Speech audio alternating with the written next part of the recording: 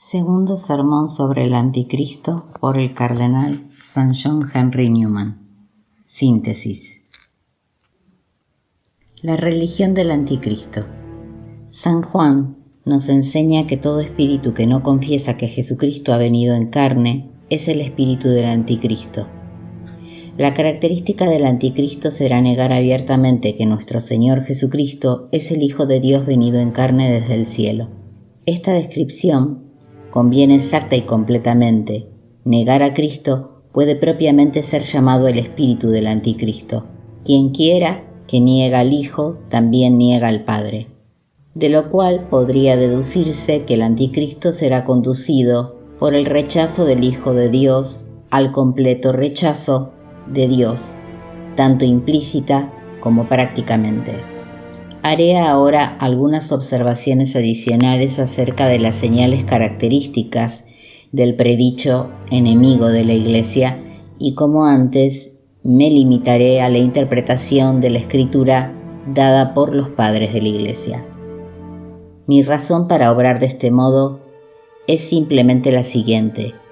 En una cuestión tan difícil como es una profecía que todavía no se cumplió, no me es posible realmente tener una opinión propia, ni es deseable que la tenga. Los juicios y perspectivas de los padres de la Iglesia primitiva merecen nuestra especial atención, puesto que por lo que sabemos pueden muy bien proceder de las tradiciones apostólicas, y porque son expresados en forma mucho más consistente y unánime. Parece claro que San Pablo y San Juan hablan del mismo enemigo de la Iglesia. Dada la similitud de sus descripciones, ambos afirman que su espíritu ya estaba obrando en sus días. Ese espíritu del Anticristo, dice San Juan, ya está en el mundo. El misterio de la iniquidad ya está obrando, dice San Pablo. Y ambos describen al enemigo como caracterizado por el mismo pecado especial, que es la abierta infidelidad. San Juan dice que él es el Anticristo, el que niega al Padre y al Hijo, y San Pablo habla de él de una forma similar como el adversario y rival de todo lo que se dice Dios o es adorado, y que se sentará en el templo de Dios proclamándose a sí mismo como Dios. El Señor dijo: Yo he venido en nombre de mi Padre y vosotros no me habéis recibido. Si otro viene en su propio nombre, a ese lo recibiréis. Ellos consideran esto como una alusión profética del Anticristo, a quien los judíos confundirán con Cristo. Él vendrá en su propio nombre. El Anticristo no vendrá de Dios, sino en nombre propio, sin pretender haber recibido misión alguna de Dios, por una blasfema asunción del poder divino. A los pasajes citados deben agregarse aquellos que hablan en general de las impiedades de la última edad del mundo. En los últimos días sobrevendrán tiempos peligrosos, pues los hombres serán amadores de sí mismos, codiciosos, jactanciosos, orgullosos, blasfemadores, desobedientes a sus padres, desgraciados, malvados, desnaturalizados, implacables, calumniadores, incontinentes, despreciadores de los buenos, traidores, temerarios, infatuos, más amantes de sí mismos que de Dios, con apariencia de piedad, mas negando su eficacia. Habiendo hecho mención de los judíos, sería bueno establecer qué se afirmaba en la Iglesia primitiva acerca de la relación entre los judíos con el Anticristo. Nuestro Señor predijo que muchos vendrían en su nombre diciendo: Yo soy el Cristo. El castigo de los judíos es el de los incrédulos de todo tipo, que habiendo rechazado al verdadero Cristo recibirán a uno falso. El Anticristo será el perfecto y consumador seductor, en relación con el cual todos los anticristos previos son aproximaciones. Como dijo el Señor: si otro viene en su propio nombre, a ese lo recibiréis. Por tanto, considerando que el Anticristo va a pretender ser el Mesías, desde antiguo se admitió por tradición que sería de raza judía y que observaría ritos judíos. Inclusive San Pablo dice que el anticristo se sentará en el templo de Dios, de acuerdo con los antiguos padres, en el templo judío. Más aún, la persecución de los testigos de Cristo por el anticristo es descrita por San Juan como teniendo lugar en Jerusalén. Dice que sus cadáveres yacerán en las calles de la gran ciudad que es llamada espiritualmente Sodoma y Gomorra, donde también nuestro Señor fue crucificado. Hay dos padres de la Iglesia, San Ireneo e Hipólito, que hacen mención de este tema. Ireneo habla de este modo: el adversario se sentará en el templo que está en Jerusalén, intentando mostrarse a sí mismo como el Cristo. Hipólito dice: el anticristo será aquel que resucitará el reino de los judíos. A continuación podemos preguntarnos si el anticristo profesará algún tipo de religión. No adorará al Dios verdadero ni a ningún falso Dios, eso está claro. Pero algo más se nos dice acerca de esto, aunque en una forma un poco oscura. De hecho, acerca de esta cuestión los relatos proféticos parecen inconciliables entre sí.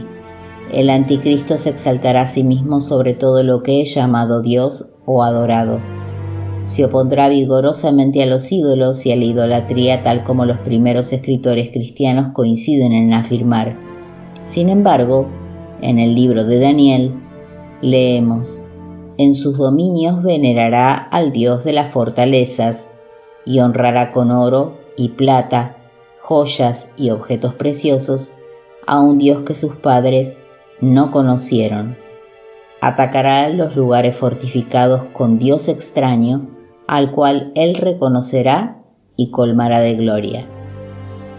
No sabemos a ciencia cierta qué se quiere significar con Dios de las fortalezas y luego Dios extraño, e incluso es probable que todo eso permanezca oculto hasta el momento en que sucedan verdaderamente los hechos. Pero lo que sí está predicho es que ocurrirá alguna clase de falsa adoración, y esa será la marca del anticristo. Y no es tan contradictorio como parece. Permítaseme hacer una aclaración sobre una notable coincidencia perteneciente a la historia de este tipo de sombras o apostasía final que aterró al mundo hace 40 o 50 años. En aquella grande y famosa nación, enfrente nuestro, una vez grande por su amor a la Iglesia de Cristo, aunque memorable por los hechos de blasfemia que me llevan a mencionarla aquí, por los cuales deben ser hoy compadecida y por la que debe rezarse, la cual ha sido bajo muchos aspectos nuestro modelo y ha sido seguida en aquello por lo que debió haberse rechazado y admirada en aquello por lo que debió haber sido excusada. En la capital de esa poderosa y celebrada nación, en los últimos 50 años tuvo lugar, como todos sabemos, una abierta apostasía del cristianismo, no del cristianismo solamente, sino de toda forma de adoración que pudiese retener alguna similitud o lejana apariencia con las grandes verdades de la religión, y el ateísmo fue profesado en forma absoluta, y aunque parezca una contradicción en los términos, una cierta clase de culto fue introducido, un juguete extraño. Por un lado hicieron profesión de ateísmo, indujeron a un desgraciado hombre al cual habían forzado a la Iglesia a aceptar como arzobispo, a declarar en público que Dios no existía y que todo lo que había enseñado hasta entonces era una fábula. Hicieron grabar en las tumbas que la muerte era un sueño eterno. Cerraron las iglesias, robaron, execraron los vasos sagrados de oro y plata de las mismas, los utilizaron como Baltasar en sus festines impíos. Hicieron parodias de procesiones vestidos con ornamentos sagrados y cantando himnos profanos. Abrogaron el sacramento del matrimonio reduciéndolo a un contrato civil, revocable a voluntad. Estas son solo algunas de las enormidades y terribles cosas que cometieron. Por otra parte, habiendo roto todo límite con respecto a lo divino y lo humano, dieron un nombre a aquel al cual se habían arrojado a sí mismos y exaltaron esa misma negación de la religión, esa blasfemia viviente a la condición de Dios. Y la llamaron libertad, y literalmente la adoraron como si fuera una divinidad. Parecía increíble que aquellos mismos hombres que se desembarazaron de toda religión terminasen adorando en son de burla o por superstición una nueva insensata deidad de su inversión, y luego de abjurar de nuestro Señor y de haberlo declarado blasfemamente impostor, procedieron a decretar en la asamblea pública de la nación la adoración de la libertad y de la igualdad como si fueran divinidades, y proclamaron fiestas en honor de la razón, de la patria, de la Constitución y de las virtudes. No menciono todo esto considerándolo como el cumplimiento de la profecía, ni siquiera como si el verdadero cumplimiento de la misma fuese a darse de este modo, sino simplemente que quiero señalar que en los últimos tiempos los sucesos históricos nos han mostrado que existen modos de cumplirse las profecías sagradas que a primera vista parecen contradictorias, que los hombres pueden oponerse a toda forma de culto, verdadera o falsa, y sin embargo crear una religión propia por orgullo, capricho, política, superstición, fanatismo u otra razón. Volvamos ahora a los santos padres y veamos si sus predicciones se corresponden con los hechos ocurridos posteriormente. Según ellos, el anticristo provendrá del Imperio Romano precisamente en el momento de su destrucción. En los últimos días, el Imperio Romano se dividirá en 10 partes y el enemigo surgirá repentinamente por encima de estos. Subyugará a 3 o quizá a los 10 y, como dice el profeta, proferirá palabras arrogantes contra el Altísimo, oprimirá a los santos del Altísimo y pretenderá mudar los tiempos y las leyes.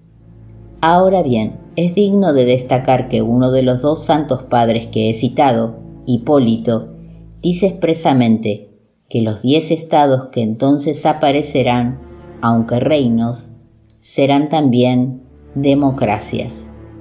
Considero esto digno de ser destacado, dado el presente estado del mundo y la tendencia general hacia la democracia, y el ejemplo de la misma que nos fue dado en Francia hace 50 años, durante los sucesos a los que ya hice referencia. Quisiera hacer notar otra predicción relacionada con este restablecimiento del poder romano y formulada por los 2 padres de la Iglesia que he estado citando, y concerniente al nombre del anticristo según el capítulo 13 de Apocalipsis. He aquí sabiduría, dice el texto inspirado, aquel que tenga entendimiento haga el cómputo del número de la bestia, puesto que es un número de hombre, un número 666. Tanto Ireneo como Hipólito dan un nombre cuyas letras en griego dan como resultado este número, y el nombre es Latinus, o Rey Latino, característico de la posición del anticristo como cabeza del Imperio Romano restaurado.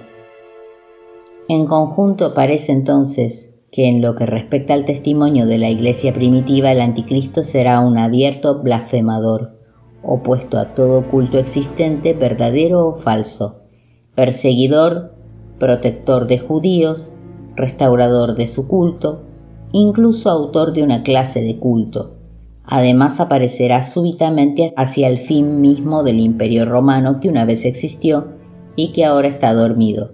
Lo unificará e injertará su judaísmo y su nuevo culto, probablemente un tipo de paganismo bajo la antigua disciplina de César Augusto. En consecuencia, se atribuirá el título de rey romano o rey latino como la mejor expresión de su posición y carácter, y finalmente desaparecerá súbitamente como apareció. Con relación a todo esto quiero insistir que no deseo pronunciarme acerca de si la primitiva Iglesia estaba o no en lo cierto, aunque los sucesos posteriores han tendido fuertemente a corroborar sus interpretaciones. Las predicciones particulares más arriba detalladas pueden ser verdaderas o falsas, pero un anticristo, quien quiera y como quiera que sea, vendrá. El antiguo imperio romano no se ha extinguido. Satanás, si está encadenado, lo estará solo por un tiempo. El combate entre el bien y el mal no ha terminado. Por tanto, un efecto saludable de la lectura del libro del Apocalipsis y de las otras partes proféticas de la Sagrada Escritura es precisamente arrancar el velo que cubre nuestros ojos, levantar el manto que cubre la faz del mundo y así, día tras día, en nuestras idas y venidas, al levantarnos y acostarnos, mientras trabajamos, descansamos y nos entretenemos, permitirnos ver el trono de Dios presente en medio de nuestro, su majestad y sus juicios y la continua intercesión de su Hijo por sus elegidos, por sus pruebas y su victoria.